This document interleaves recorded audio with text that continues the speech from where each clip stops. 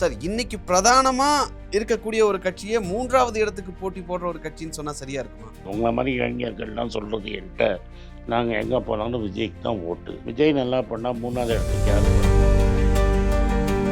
ஒரு காலத்தில் ஜெயலலிதா எம்ஜிஆர் போது தமிழ்நாடு முழுக்க இருந்த கட்சி இன்னைக்கு சவுத் தமிழ்நாடுல இல்லாமையே போயிடுச்சு.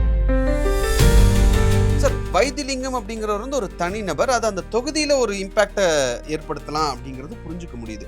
ஆனா டிடிவி தினகரன் ஒரு கட்சியாவே இல்லை போய் சேர்ந்திருக்காரு. ராயபுரத்தில் ஜெயிச்சாரு, ஆர்கே நகரில் ஜெயிச்சாரு, அப்புறம் எங்கெல்லாம் ஜெயிச்சாரு.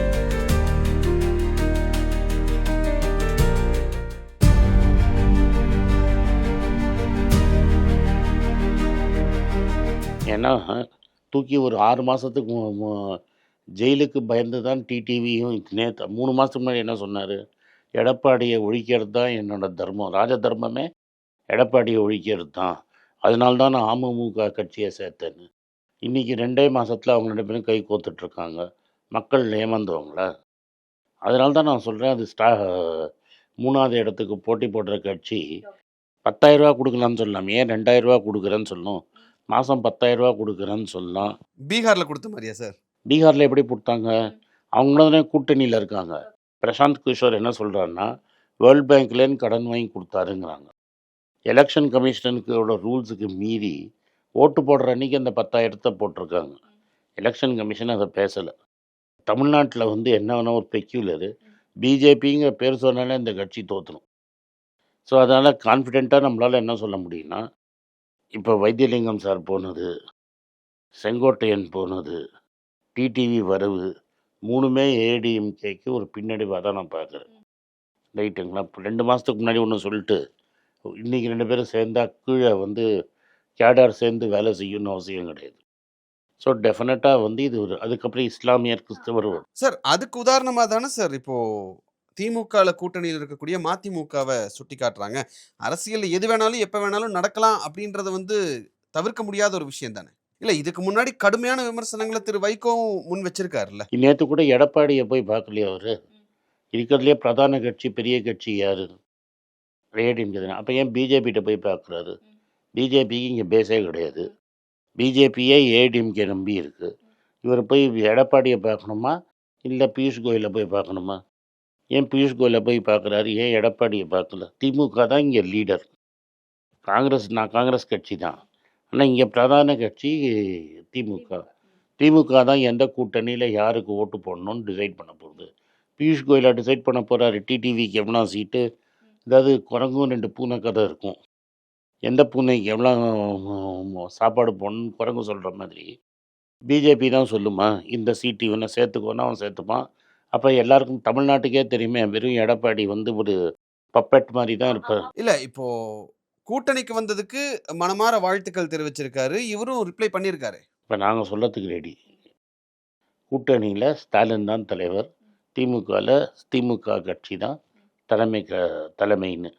அதே மாதிரி இவரை சொல்லுங்களேன், என்னோட தலைவர் எடப்பாடி, இந்த கட்சியில் இந்த எலெக்ஷனுக்கு எடப்பாடி தான் முதலமைச்சர் கேண்டிடேட் சொல்லட்டுமே. எடப்பாடி தான் தலைவர் இந்த அலையன்ஸுக்கு, அவர் தான் சீஃப் மினிஸ்டர் கேண்டிடேட்னு அமித்ஷாவே சொல்லலை. அவர் கூட்டணி ஆட்சிங்கிறாரு, இவர் இல்லை தனி ஆட்சிங்கிறாரு. கூட்டணியாக தனியாக ஆட்சினா ஒன்றும் சொல்ல முடியல. அதுக்கப்புறம் என்ன பேச்சு இது என்ன கூட்டணி? ஸோ இந்த கூட்டணி எங்கே போப்போ? அதனால தான் சொல்கிறேன், நீங்கள் 2,000 ஏன் எடுத்துறீங்க, 20,000 தரேன்னு கூட சொல்லலாம். எப்படியும் தெரியும் எலெக்ஷனில் தோக்க போகிறோம்னு. நம்ம என்ன வேணால் சொல்லிட்டு போனோம், அதெல்லாம் யாரும் சொல்லி சார். இல்லை, இதை முன்கூட்டியே இவ்வளோ சீக்கிரமாக அறிவிக்கிறதுக்கான நோக்கம் என்னவா இருக்கும்னு நீங்கள் நினைக்கிறீங்க? ஏதாவது ஒன்று சொல்லி நம்ம நியூஸில் இருக்கணும் இல்லையா? தினம் நம்ம ஏதாவது ஒன்று ஆரம்பிக்கிறோம், அதுக்குள்ளே நம்ம நியூஸ்லேயே இருக்க மாட்டேங்கிறோம். ஸோ ஏதாவது பண்ணி நியூஸில் இருக்கணும். அதுக்கப்புறம் நம்ம கூட்டணியில் யாரை வச்சுக்கணும், எவ்வளோ சீட்டு கொடுக்கணுங்கிற முடிவே நம்ம எடுக்க முடியாது. அதே நீங்கள் பியூஷ் கோயலை கேட்கணும். பியூஷ் கோயல் சொன்ன பேச்சை கேட்கலைன்னா இடி ஃபைலை திறந்துடுவாங்க. அந்த இடி ஃபைல் பயமாக இருக்குது. ஒரு 5-6 மாதம் உள்ளே தூக்கி வச்சிட்டாங்கன்னா ரொம்ப கஷ்டம். அந்த இடி ஃபைலுக்கு பயந்துன்னு தானே நம்ம இப்படி செய்கிறோம். நீங்கள் ஓபிஎஸ்ஸாக இருக்கட்டும், இபிஎஸ்ஸாக இருக்கட்டும், யாராக இருக்கட்டும், அந்த ஃபைலை இடியில் இருக்கிற ஃபைலுக்கு பயந்துன்னு தானே இதெல்லாம் பேசுகிறாங்க. இது தமிழ்நாட்டு மக்களுக்கு தெரியாமல் இருக்கா? டெஃபினட்டாக தெரியும். எஸ், அந்த வெஸ்டர்ன் தமிழ்நாடுல அவங்களுக்கு ஒரு பெரிய ப்ரெசன்ஸ் இருக்குது, அவங்களோட சோஷியல் பேஸ் அங்கே இருக்குது, அங்கே நல்லா பண்ணுவாங்க, அதில் எனக்கு மாற்று கருத்து கிடையாது. ஆனால் தமிழ்நாட்டில் மெட்ராஸில் பண்ணுவாங்களா? Tiruvallur, Kanchipuram, Thanjavur, Trichy, north belt, central, delta, சவுத்தில் அப்படின்னா பேஸே கிடையாது.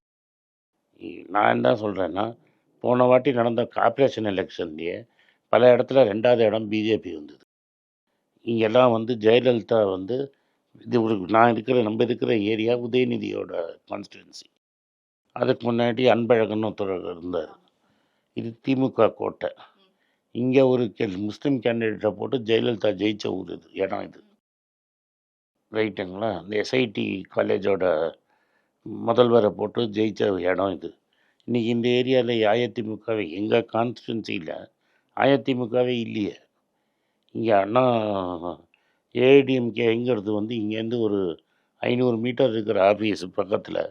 இன்றைக்கி இருந்த ஏடிஎம்கே, எங்கள் டைமில் இருந்த ஏடிஎம்கே லீடர்ஸ்லாம் யாருமே காணுமே. அப்போ என்ன இது, இன்னும் இதுக்கும் நான் குத்தி காட்டலை. என் ஏரியா வச்சு நான் பார்க்குறது என்ன ஆகுதுன்னா, யங்ஸ்டர்ஸுங்கிறவங்க ஏடிஎம்கேல இல்லை அப்படிங்கிறது தான் நிச்சயமான ஒரு பெரிய சரிவு. ஒரு பிரதான கட்சியாக இருந்த ஏடிஎம்கே அம்மையார் இழந்து 10 வருஷத்துக்குள்ளேயே 3வது இடத்துக்கு தள்ளப்பட்டிருக்கு. ஓகே. அப்போ விஜயும் அப்படிதான் பயன்படுத்த பார்க்குறாங்களா? ட்ரை பண்ணுறாங்க. அது சக்ஸஸ் ஆகுமா ஆகாதான்னு என்னால் சொல்ல முடியல. இந்த ஜனநாயகம்ங்கிற படத்தையும் கரூரில் நடந்த ஒரு விபத்தையும் அவங்களுக்கு சாதகமாக வந்து பிஜேபி யூஸ் பண்ண ட்ரை பண்ணுறது.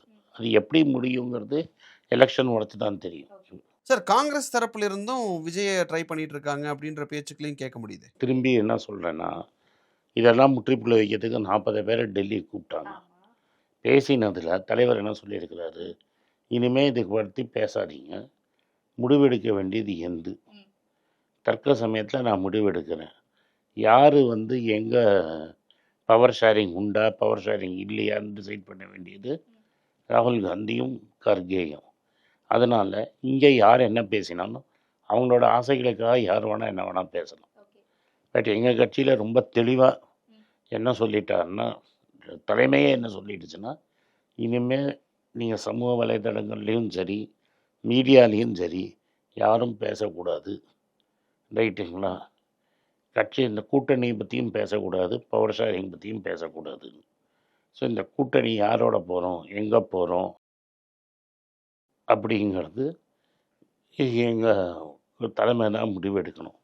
என்னை பொறுத்த வரைக்கும் ராகுல் காந்திக்கும் ஸ்டாலினுக்கும் ஒரு ஸ்பெஷல் ரிலேஷன்ஷிப் இருக்குது. அது நீங்கள் பல இடத்துல பார்த்துருக்கீங்க. அப்போ டெஃபினட்டாக இங்கே தான் போகுங்கிறது எங்கள் நினைப்பு. டெஃபினட்டாக அது போகும். கூட்டணி வடிவாக இருக்கும். எங்களுக்கு மினிஸ்டர் கிடைக்குமா கிடைக்காதாங்கிறத முடிவு பண்ண வேண்டியது ராகுல் காந்தி.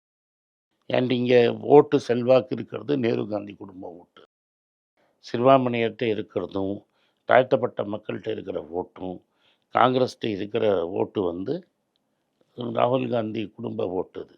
அதனால் இங்கே இருக்கிறவங்க யாரும், இன்க்ளூடிங் மீ, என்னையும் சேர்த்து சொல்கிறேன், நம்ம விஜயோட போகலாம், திமுகவோட போகலான்னு அட்வைஸ் கொடுக்குற நிலைமையில் யாருமே சொந்த செல்வாக்கில் இல்லைங்கிறது தான் உண்மை. சார், இதில் தனிநபர் கருத்துக்கள் அப்படிங்கிறத தாண்டி ஜனநாயகனுக்கும் விஜய்க்கும் ஆதரவா ராகுல் காந்தி அவர்கள் முன்னாடி போட்ட அந்த ட்வீட், இப்போ ரீசெண்டாக போட்ட ட்வீட்டையே எடுத்து பேசுகிறாங்கல்ல.